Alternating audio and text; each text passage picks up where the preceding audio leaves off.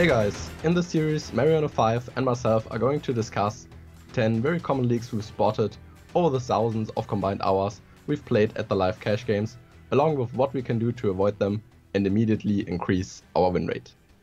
Yeah, that's right, and we're also excited to announce that we have an entire Raise Your Edge course coming out in early 2019, which is focused solely on crushing the live games. In the course, we'll be expanding on all the concepts in the series, plus everything else you'll need to be successful at the live felt. But for now, let's get into the leaks. Hey, this is Followed A6 for Raise Your Edge, and welcome to leak number 6, isolating too tight from the blinds. A ton of live players have this leak. They are isolating way too tight from the blinds. It's correct that position is a super important factor in No Limit Hold'em, but please don't take it too far. The problem is that you lose too much value by checking in the big blind. It's really important that your opponent can call a lot worse hands and you have good playability. That's why weak pocket pairs or low suited hands or really bad offsuit hands should be always in your checking range. The other important factor when you think about raising is that limping ranges are weak, especially when everyone called in late position. They never have a strong hand. Otherwise, they would raise pre-flop and they would not limp. The advantage is that you get super often heads up against a fun player, cause they don't like to fold pre-flop. So they limp call with a fairly large range, and obviously you're a huge favorite against that range when we think about raw equity. Another plus is that you get heads up or at least three-handed. So it's way easier for you to win the hand, and you can give your opponents a fairly realistic range. If you just check in the big blind and you are 4, 5 or 6-handed, you are forced to make a very strong hand. Otherwise, you have a super hard time to win the pot. As the aggressor with initiative, that's not necessary. We can just c-bet on a lot of board textures. We don't need to have a strong holding. Of course, three-handed, we have to slow down with c-betting a bit, but all the good draws, good pairs and backdoor draws are in our continuation betting range. And we should not forget that we also have a skill advantage. So we put ourselves in a very favorable situation. When we don't have a super strong hand, we are able to pot control. And if we flop a fairly strong hand, we can extract nearly 100 big blinds or even more from our opponent. And those situations make a huge difference in your overall win rate. Of course, sometimes you flop nothing, the board texture is bad, and you have to check fold. And those situations are not super easy to play, but it's still so much more profitable than just checking in the long run. So please don't raise too tight in the small blind and in the big blind with a lot of limpers. The next advantage is rake. In most places it's no flop, no drop. So if you collect all the blinds pre-flop, you don't have to pay rake, which is a huge plus. The next point is we keep our range uncapped. That's a huge point. So if we raise pre-flop, we could have all these strong holdings. If we limp, we can't. For example, if we check in the big blind and the board is ace king 3, we can only have pocket 3s and ace 3, king 3 as really strong hands, but we can never have hands like aces, kings, ace king, ace queen, ace jack, ace 10, cause with those hands we would always raise pre. The huge plus is that we get more value with our stronger range, and we also have more fold equity with our bluffs, cause we could have all those strong hands. Okay, let's start with our first example hand. And here we have ace 5 in diamonds, beautiful hand. As we can see, we have a limper in MP. Looks like he's not a very good player. He's loose passive and he has not 100 big blinds. He has a stack of 187 in a 1-3 game, so around 50 big blinds. And we have ace 5 in diamonds. What should we do here? Call, fold, raise. And here we have a hand with very good playability, so we should call, right? The problem here with ace 5 and diamonds is that we should not limp, because we should raise. When we raise, we have a huge advantage, and the advantage is that we don't have to play 3-handed all the time, and we don't need to make a hand post flop. We can raise, and super often the random player is folding. He knows that we are not ISO raising super loose against MP, even against one limper. And the loose passive player will sometimes fold pre-flop, and sometimes he will call. So we end up heads up with a hand that has very good playability. And also you collect super often just that money, which is also a nice plus. And also post flop, if we call and the board breaks, we are just check folding. But on a lot of board textures, we can fire if we raise pre-flop and take it down, because then we are uncapped. We can have all the good hands, and the loose passive player will fold enough hands post flop that it will be super profitable to see bet fairly wide. So don't be too passive and really use those situations to push your win rate. So let's move on to another fun hand. Here we have king queen suited, lag, limps in MP, bad rack, limps, loose passive player limps in MP, another lag completes, and with king queen suited, pretty obvious that most players are checking here, because the other hand has nice playability. You don't want to build a huge pot, or do we? Good question, right? I would say the vast majority of players will check a hand like king queen suited in the big blind against a lot of limpers. And as you can see, we have 1, 2, 3, 4 limpers in this hand. And I have to say, checking is just really, really bad in a situation like this. If we raise, so many worse hands will call to our raise, like king jack, king 10, king 9, queen jack, queen 10, queen 9, and so on. Also, we are uncapped pre-flop. We can bluff on a lot of board textures, and we can pot control on other board textures. Here, if we check, we're just forced to hit a nice flop, and even if we hit a king or a queen, it's really hard to play, because our opponents can have large ranges, so a lot of 2 pairs are available.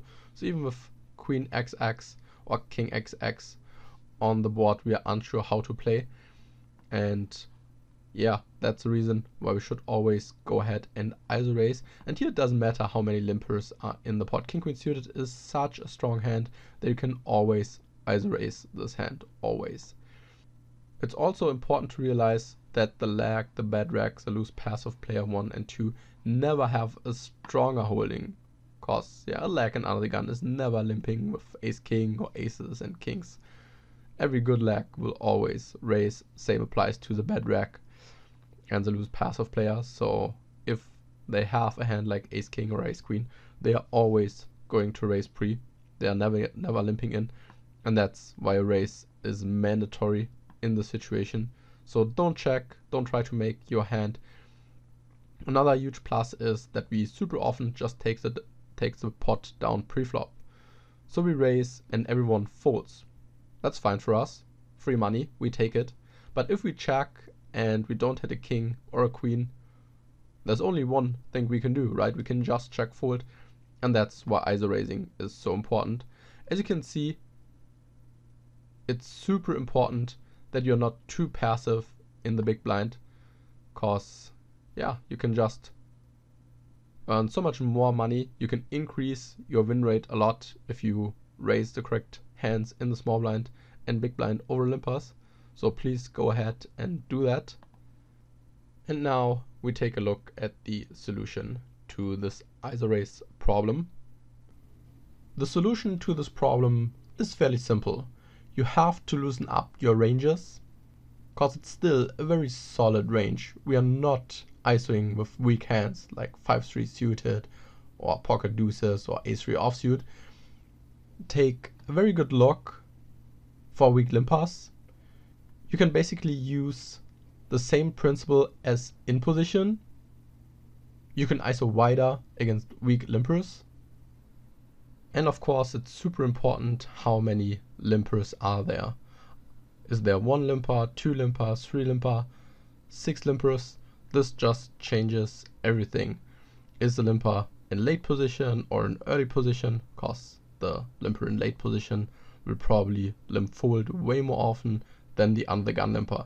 So we should have ranges for a lot of limpers, for less limpers, and for limpers in late position, because it's really a different situation all the time. Against tight under the gun limpers that limp raise often, you should check your big blind more often.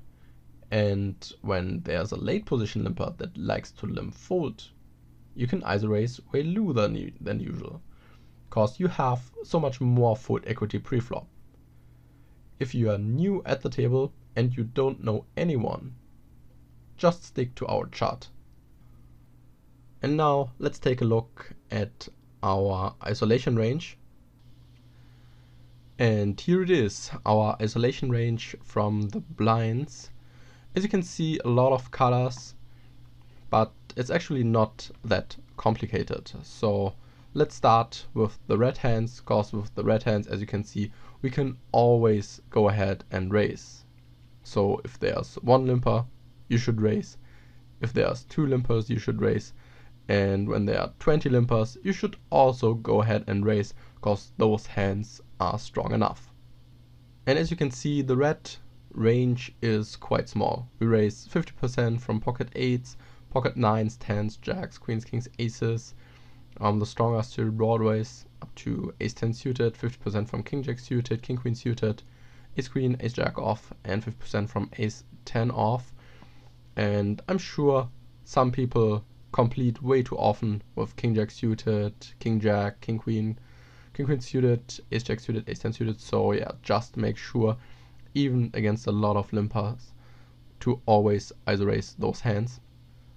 The next range we should look at is the yellow range, because we can add those hands when we play against weak ranges. So we have 1 to 3 limpers max. So we have some fold equity, and it's definitely possible that we end up 2 or 3 handed.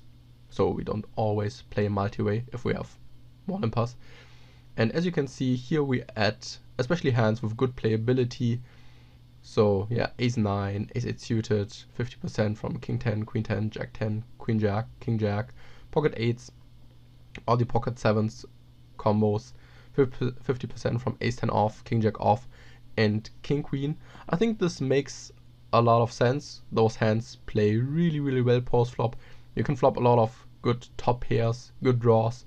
So we have the option to barrel, and this is super, super important when you think about ISO raising, that you can bluff and value bet enough turn cards. And now let's continue with the gray range. You can raise all the gray hands against very weak ranges. So you have 2 limpers max. So only against 1 or 2 limpers you can use this range. And of course, it's always more profitable when the limping ranges are very weak. So the limper is on the hijack or on late position. Then you can add even some weak offsuit hands like king jack, queen 10, king 10, ace 9, 50% from queen jack suited, king 10, queen 10, jack 10 suited. So hands with super good playability, king 9 suited, and all the other suited aces and pocket 5s, pocket 6s. I would say all those hands play fairly well post flop, because when there are 2 limpers, we are usually playing heads up, right? If we raise, the pot will not always go 3 or 4 handed, depending on where we ISO in the small blind or big blind.